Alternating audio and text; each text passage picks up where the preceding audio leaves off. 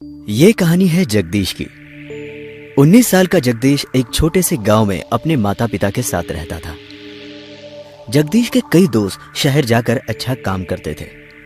उनमें से एक दोस्त ने जगदीश को सलाह दी कि वो भी उसके साथ शहर में जाकर काम ढूंढे। जगदीश के दोस्त ने बताया कि शहर में गांव की मजदूरी से भी ज्यादा पैसे मिलते हैं। जगदीश को अपने दोस्त की बात सही लगी और वो उसके साथ शहर चला गया।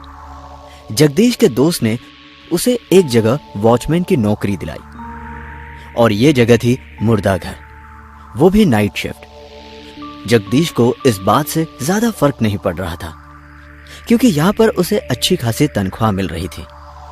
जगदीश जानता था कि उसे कहीं और रात के 10 घंटे ड्यूटी करके इतनी अच्छी तनख्वाह नहीं मिलेगी। जगदीश का काम का पहला दिन था। जगदीश की ड्यूटी रात के 9 बजे से लेकर सुबह 7 बजे तक की थी। जगदीश ठीक 10 मिनट पहले वहां पहुंचा और वहां के मॉर्निंग शिफ्ट वाले वॉचमैन चाचा से मिला।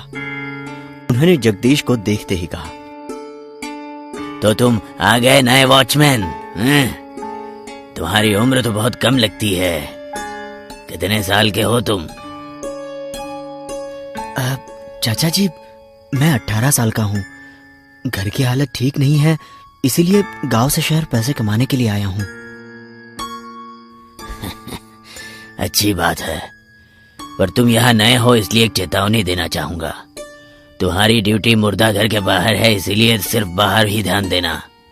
अंदर क्या होता है क्या नहीं होता, कैसी आवाजें आती है, ये देखना तुम्हारा काम नहीं है। ये सब देखने के लिए अंदर बहुत सारे लोग हैं। चाहे कुछ भी हो जाए, अंदर जाने की जरूरत नहीं है, खासकर रात के 12 बजे के बाद।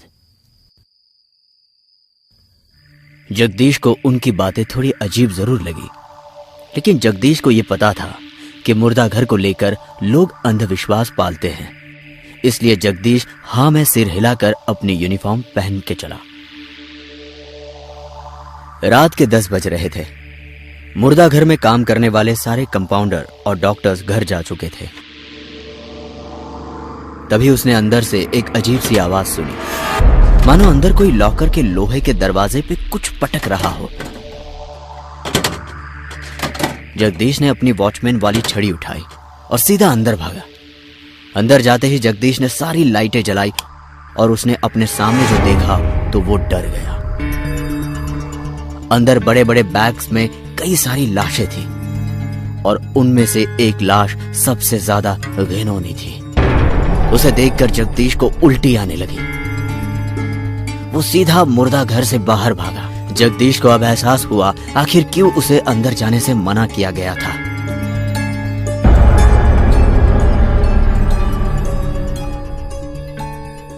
रात के ठीक 12 बज रहे थे। अब जगदीश को नींद आने लगी। जगदीश की आग लगी ही थी कि तभी उसने फिर से आवाज सुनी। इस बार जगदीश ने तय किया कि वो अंदर नहीं जाएगा, बल्कि बाहर से ही अंदर झांक कर देखेगा कि आखिर मांजरा क्या है। जगदीश ने अपनी वॉचमैन वाली छड़ी उठाई और मुर्दाघर की खिड़कियों से अंदर झांकने लगा। अंदर झांकते ही जगदीश ने देखा कि एक आदमी मुर्दाघर के लॉकर को खोलकर उन लाशों के साथ कुछ कर रहा है। जगदीश ने उसे देखते ही आवाज उठाई, कौन हो तुम? अंदर क्या कर रहे हो? उस आदमी ने पलट कर नहीं देखा, बल्कि वो उसे अनसुना करके दूसरे लॉकर खोलने लगा। जगदीश भागते हुए अंदर गया और उसने उस आदमी का कॉलर पकड़ा। तब जगदीश ने देखा कि वो आदमी कोई और नहीं बल्कि वही सड़ी हुई लाश है जिसे देखकर वो उल्टियां कर रहा था। जगदीश डर के मारे जोर से चिल्लाया।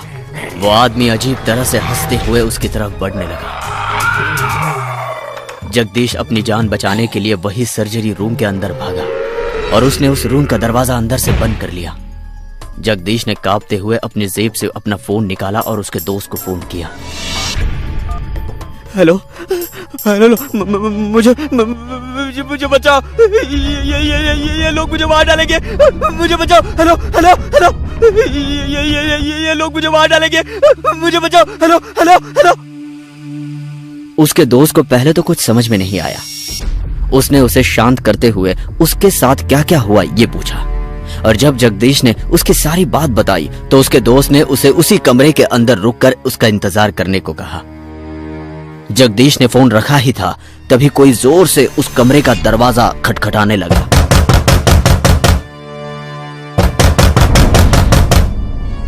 जगदीश ने यह आवाज अनसुनी कर दी और उसने अपने कान बंद कर लिए।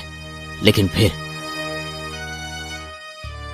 जगदीश धीरे से पीछे मुड़ा और उसके पीछे वही डरावना आदमी बैठा हुआ था। तुम्हें क्या लगता है मैं यहाँ नहीं आ सकता? जगदीश फिर से भागते हुए उस कमरे से बाहर आया और इस बार उसके सामने जो नजारा था उसे देखकर जगदीश के दिल की धड़कन रुक गई। लॉकर वाले कमरे में सारी डेड बॉडीज अपने लॉकर से बाहर आ चुकी थी। जगदीश ने पीछे मुड़कर भागने की सोची, लेकिन इस बार उसके पीछे वही घिनौनी चेहरा वाला आदमी खड़ा था।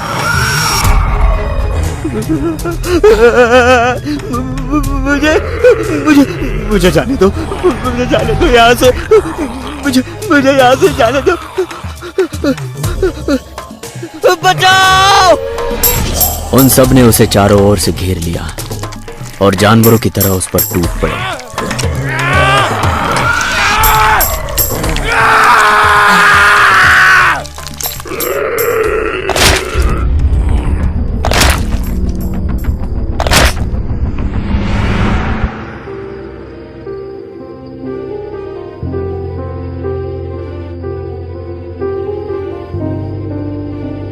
कई सारे लोग एक जगह घेरा बनाए खड़े थे। थोड़ी देर बाद जगदीश का दोस्त हांफते हुए वहां पहुंचा तो उसने देखा। सुनिए सुनिए, क्या आपने मेरे दोस्त को देखा क्या? वो यही नाइट वॉचमैन का काम करता है। और वो सब लोग उसकी तरफ मुड़े और वो चिल्लाया क्योंकि वो सब की सब लाशें थी। उसका दोस्त वही नीचे जमीन पर पड़ा था और अब शायद उसकी बारी थी।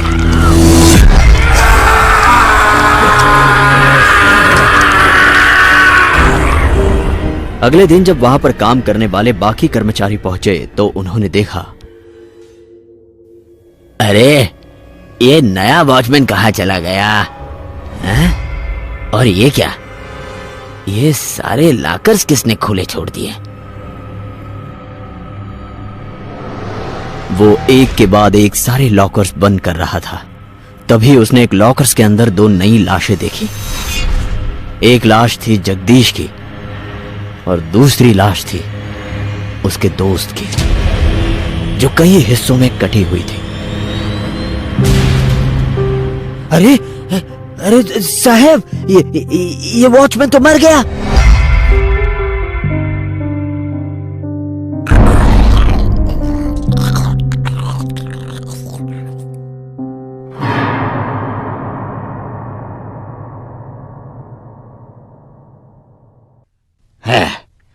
कितना समझाया था मैंने इस नए लड़के को।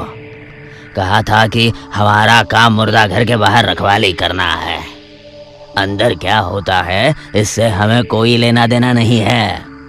पर आजकल के बच्चे हमारी बात समझते कहाँ है। आखिर क्या था उस मुर्दा घर का राज? कई सारे नए वॉचमैन आए और अपनी जान से हाथ गवा बैठे, पर क्यों? तभी सदा काका के पास एक गुमनाम आदमी आया। सदा काका, आज भी आपको यही रुकना पड़ेगा। आपको तो पता ही होगा ना कि नए आए हुए वॉचमैन के साथ क्या हुआ। हाँ जानता हूँ, मैंने तो उसे अच्छे से समझाया भी था, पर मेरी तो वो। पर काका, आप भी तो यहाँ कई सालों से काम करते हैं, भला आपके साथ कभी कोई हादसा नहीं हुआ? अब मेरा कहने का मतलब है कि क्या आपने कभी अंदर जाने की कोशिश नहीं की? नहीं भाई, अरे एक हादसे के बाद आज तक कभी भी मैंने अपनी ड्यूटी छोड़कर अंदर क्या होता है ये जानने की कोशिश नहीं की। बेटे, मैं भी अपने गांव से शहर में कई सारे सपने लेकर आया था। हमारे वक्त में शहर से जाकर नौकरी करना बहुत बड़ी बात मानी जाती थी। मैंने सोचा कि यहाँ कमाई करके गांव में अपने माँ बाप को अच्छी जिंदगी दूंगा, पर जिस दिन मैं यहाँ आया उसी दिन ये आ गया मुर्दाघर। तुम्हें यही रखवाली करनी है, वो भी रात में। मॉर्निंग शिफ्ट का वॉचमैन 9 बजे के आसपास चला जाता है, उससे पहले तुम्हें यहां आना होगा, ठीक है? ठीक है डॉक्टर साहब। पर डॉक्टर साहब, सब लोग यहाँ से लगभग कितने बजे चले जाते हैं? देखो, रात के 10 बजे तक तो सब चले जाते हैं, और तुम डरो मत, क्योंकि तुम्हारे साथ इस शिफ्ट में एक और वॉचमैन भी रहेगा, ज्यादा सुरक्षा के लिए, ठीक है? तो इस प्रकार वो मेरी पहली रात थी। मैं और वो दूसरा लड़का मनोज, हम दोनों अपने अपने यूनिफॉर्म पहनकर ड्यूटी पर लग गए। अरे मनोज, अरे भाई बैठो, जरा बैठो। अरे कोई नहीं आएगा यहाँ पर, आखिर इस मुर्दा घर में चुराने जैसा है भी क्या? हाँ, पर यही तो हमारा काम है ना। अगर बाबा के इलाज के लिए पैसे की जरूरत न होती तो मैं ऐसी जगह पर नौकरी भी नहीं करता, अपनी पढ़ाई पूरी करके किसी अच्छे से दफ्तर में नौकरी करता। पर क्या करें, माँ तो बीमारी से चल बसी, अब बाबा ही सब कुछ है। अरे भाई बुरा लगा ये सुनकर। सुनो, हम एक काम करते हैं, आधे वक्त तुम जाकर पहरा देना और आधे वक्त मैं दे दूंगा, ताकि हम दोनों को थोड़ा थोड़ा आराम मिले। अभी मैं सो रहा हूं तो तुम मुझे 2 घंटे बाद जगा देना, ठीक है? ये कहकर मैं सो गया, लेकिन उसके बाद मनोज को अंदर से कुछ मशीनों की आवाज सुनाई दी। वो दबे पांव अंदर जाने लगा। ये क्या? सब डॉक्टर और कर्मचारी तो जा चुके हैं, तो वो अंदर कौन है?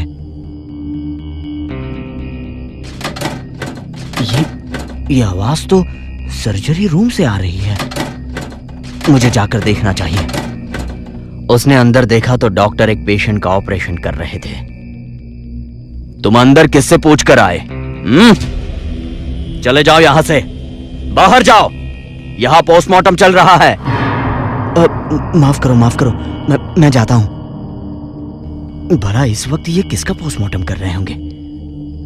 ये आदमी रात के 1 बजे यहां क्यों आया? और डॉक्टर साहब इसे अंदर क्यों ले गए? मनोज के बाहर जाते ही एक बड़ी गाड़ी मुर्दाघर के बाहर आकर रुकी। तभी डॉक्टर भी वहां आ गया। उस गाड़ी से एक अमीर आदमी बाहर आया और डॉक्टर उसे अंदर लेकर चले गए। सदा उठो। क्या हुआ? तुम इतने डरे क्यों हो? सुनो, मेरी बात ध्यान से सुनो। जब तुम सोए थे तब मैंने कुछ आवाज सुनी। मैं अंदर गया तो देखा कि अंदर डॉक्टर वहां किसी का ऑपरेशन कर रहे थे। उसके बाद वहां एक बड़ी सी गाड़ी में एक आदमी आया। डॉक्टर साहब उसे अंदर ले गए। मुझे ये बात बड़ी अजीब लगी, तो मैंने खिड़की से झांक कर देखा। मैंने उनकी बातें भी सुनी। तब मैंने सुना कि वो आदमी पास ही के बड़े हॉस्पिटल रॉयल्स का मालिक है। ये लोग यहाँ आने वाले कई मरीजों को बड़ी बड़ी बीमारियों के नाम बताकर उन्हें ऑपरेशन करने को बोलते हैं। फिर ये उन्हें वही अस्पताल में बेहोश करके वहां लाकर उनका ऑपरेशन करके उनकी किडनी, हार्ट और बाकी सारे अंग निकाल देते हैं। क्या कह रहे हो? हाँ, अगर पेशेंट बच जाए तो ठीक है, वरना ऑपरेशन के दौरान मौत हुई कह देते। हमें ये सब पुलिस को बताना होगा। न जाने इन लोगों ने ऐसी कितनी जानें ली होगी। अरे रुको, ये क्या कर रहे हो तुम? मनोज, इतनी जल्दबाजी मत करो। जरा सोचो, ये कितने बड़े लोग हैं। आज भले ही हम पुलिस को सब कुछ सच बता दें, मगर ये लोग ज्यादा दिन अंदर नहीं रहेंगे। ये 2-3 दिन में छूट जाएंगे। हम गरीब लोग हैं। एक तो ये नौकरी कितनी मुश्किल से मिली है, ऊपर से इन बड़े लोगों से पंगा लिया तो ये लोग हमें छोड़ेंगे नहीं। मैंने मनोज को चुप रहने के लिए कहा ताकि मुझे ये नौकरी गंवानी न पड़े। वो मेरी बात मानकर रुक गया, पर उस वक्त मुझे ये नहीं पता था कि मैं अपनी जिंदगी की सबसे बड़ी भूल कर रहा था। अगली रात मैं हमेशा की तरह वक्त पर अपनी ड्यूटी करने लगा। अरे ये क्या? ये मनोज अब तक क्यों नहीं आया? हर रोज तो ये मुझसे पहले ही आ जाता है। मैंने रात भर मनोज का इंतजार किया, पर मनोज आया ही नहीं। और उसके अगली रात। अरे डॉक्टर साहब सुनो ना, ये मनोज कहाँ गया? कल रात भी नहीं आया और आज भी नहीं आया है।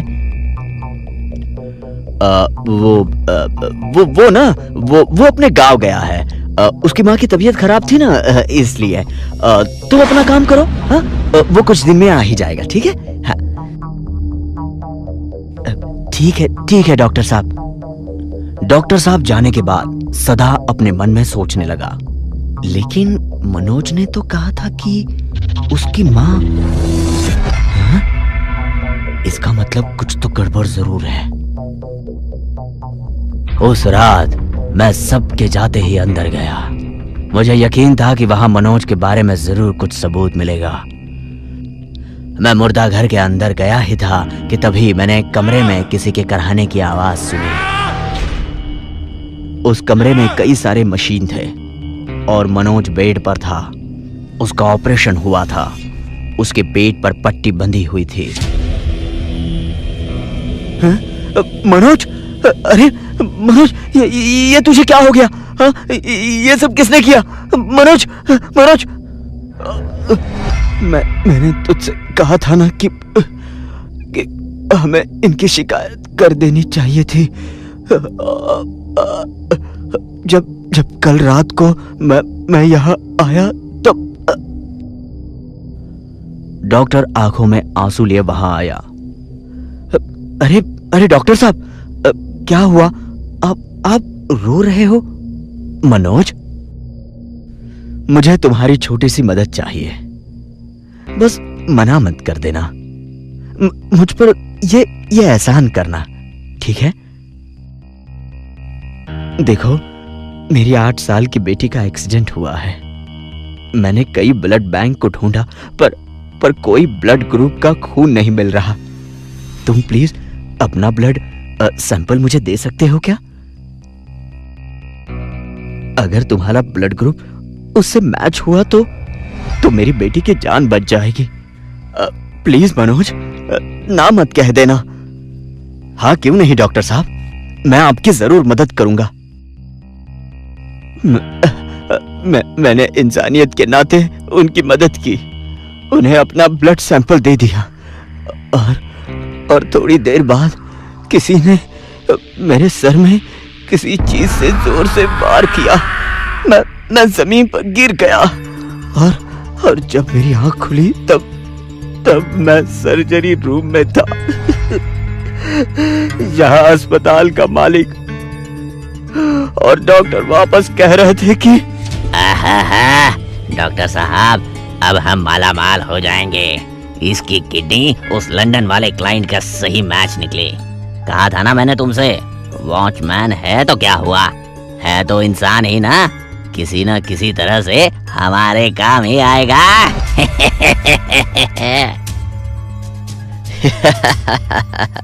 बिल्कुल सही कहा माथुर साहब आपने, लेकिन अब इसका क्या करें? इसे तो होश आ रहा है। अरे एक काम करो, इसे और इंजेक्शन लगवाओ और ये किसी हालत में यहाँ से जाने ना पाए, वरना ये हमारी पोल खोल देगा। इसे कल एक और ऑपरेशन के लिए तैयार करो। हम इसकी दूसरी किडनी भी निकाल देंगे, दुगना मुनाफा।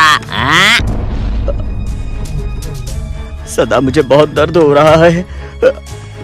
मनोज सदा का हाथ पकड़कर कहने लगा, हाँ, मैं कुछ करता हूँ, तुम चिंता मत करो। मैंने यहाँ ईमानदारी से नौकरी की, पर उसके बदले मुझे सजा मिली। मैं बद्दुआ देता हूँ इस मुर्दा घर को। यहाँ जैसे हर रात जिंदा लोगों को मुर्दा बनाया जाता है, वैसे ही यहाँ आने वाली हर लाश रात में जिंदा हो जाएगी और यहाँ आने वाले किसी इंसान को जिंदा नहीं छोड़ेगी, फिर वो चाहे कोई भी हो। उस दिन अगर तुमने मेरी बात मानी होती तो ये नहीं होता सदा, ये नहीं होता। मनोज रोते रोते वही अपना दम तोड़ देता है। मनोज, मनोज, मेरे दोस्त, मुझे माफ कर दे मनोज, मुझे माफ कर दे। काश मैंने उस रात तेरी बात सुनी होती तो। मुझे माफ कर दे मनोज। तभी वहां के लॉकरों से आवाज आने लगी। सदा उस कमरे से बाहर आया तो उसने उन्हीं जिंदा लाशों को देखा और वो डर के मारे वहां से बाहर भाग गया। तभी डॉक्टर वहां पर आया। अरे तुम अंदर क्यों गए थे? मैंने कहा था ना तुमसे, तुम्हारा काम सिर्फ पहरा देना है। अंदर क्या होता है तुमसे कोई लेना देना नहीं है, कहा था ना मैंने। सही कहा था आपने, उससे मेरा कोई लेना देना नहीं। आप जाइए ना अंदर, आप जाइए, मुझे माफ कर दीजिए। फिर डॉक्टर और माथुर अंदर गए और सदा ने उनकी चीखें सुनी और वह अजीब तरह से मुस्कुराने लगा। अगली सुबह पुलिस ऑफिसर सदा से इंक्वायरी कर रहा था। तो तुमने कुछ नहीं देखा? नहीं साहब, मैंने तो कुछ नहीं देखा और ना ही कुछ सुना। यह कैसे मुमकिन है? अंदर 2 खून हो गए और तुम्हें कुछ पता नहीं? सर, मैं यहाँ का वॉचमैन हूँ, मेरा काम सिर्फ पहरा देना है। अंदर क्या होता है इससे मेरा कोई लेना देना नहीं है। क्या सच में सिर्फ आपके दोस्त की बद्दुआ से ये सब हो रहा है? और आपको इतना सब पता है तो आप आज भी यहाँ पर अकेले नौकरी क्यों कर रहे हैं? अकेला? मैं अकेला थोड़ी हूँ, मेरा दोस्त मनोज है ना मेरे साथ पहरा देने के लिए। और जब तक मैं यहाँ हूँ तुम्हें कभी अकेला होने भी नहीं दूंगा और ना ही बाकी दोस्तों को भी।